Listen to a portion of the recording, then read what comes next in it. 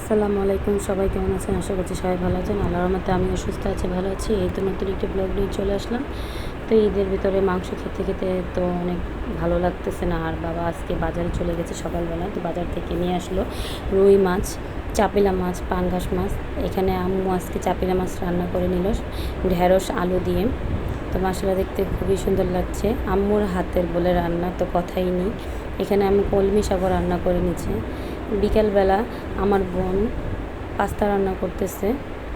ওর হাতে পাস্তা খেতে খুবই মজা লাগে, আমরা সবাই খুব পছন্দ করি। তো আম্মুর বাসায় গেলে আমরা সব ভাই বোন একসাথে হলে ওকে আমরা পাস্তা রান্না করতে বলি, না হলে নুডলস রান্না করতে বলি। সবাই একসাথে হলে মজাই আলাদা। আমাদের ফ্যামিলিটা অনেক বড়। তো এখানে আমার বোন ক্যাপসিকাম দিয়ে নিল, তো আরেক ছিল ও ডিমটা ভেজে নিচ্ছে। তো পাস্তা রান্নাটা হয়ে গেছে, দেখতে খুব ভালো লাগতেছে, সুন্দর হয়েছে পাস্তা রান্নাটা।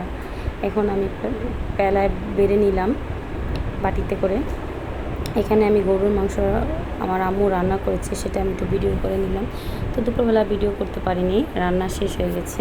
সাথে আম্মু লাল ছোকলা ভাজি করেছে। তো এখানে আকাশটা দেখি মেঘলা মেঘলা হয়ে এসেছে, তো বৃষ্টি আসলে ভালোই হবে। তো প্রচণ্ড গরম পড়েছে। তো আমার বোন বলতেছে, আপু তুমি তো চলে যাবো, তো তোমার হাতে মুড়ির মশলাটা বানিয়ে দিয়ে যেও। এখানে আমি সব কিছু বেটে নিলাম, সব মশলা, সরিষা বাটা, পেঁয়াজ বাটা, সব পদের গরম মশলা সব একসাথে করে আমি বেটে নিয়েছি। তো আমি এক এক করে সব দিয়ে দেবো। তো সরিষার তেলে আমি সব কিছু দিয়ে ভালো করে আমি নেড়ে চেড়ে নিব।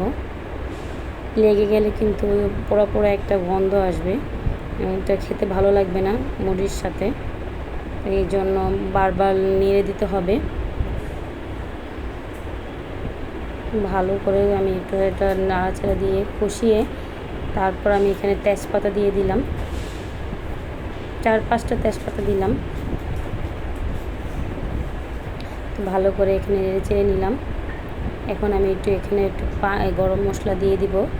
তারপর পরিমাণ মতো আপনি মনে করেন হলুদ, মরিচ ভালো করে দিয়ে আমি এখন নেড়ে চেড়ে নিব। তো এখানে আমি হলুদ পরিমাণ মতো দিয়ে দিলাম, মরিচও দিলাম। আপনারা ঝাল অনুযায়ী মরিচ দিবেন। তো আমি যেরকম ঝাল খাবো সেই অনুযায়ী মরিচ দিয়ে নিলাম।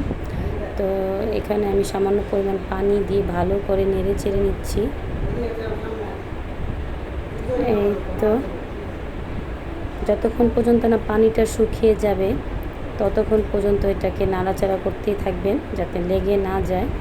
তো এই তো কালারটা খুব সুন্দর হয়েছে। তো আমার তেলের মশলাটা পরিমাণ একটু কম হয়ে গেছে, আপনারা এটা একটু সরষের তেল বাড়িয়ে নেবেন। এই তো বিকালবেলা মুড়ি মাখা খেতে তো ব্যস্ত আমরা।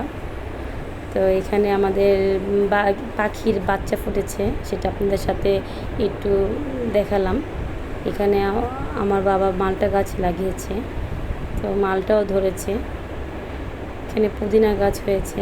বাবা বারান্দায় প্রচুর গাছ লাগাতে পছন্দ করে। সবাই ভালো থাকবেন, সুস্থ থাকবেন। নেক্সট ভিডিওতে আবার দেখা হবে।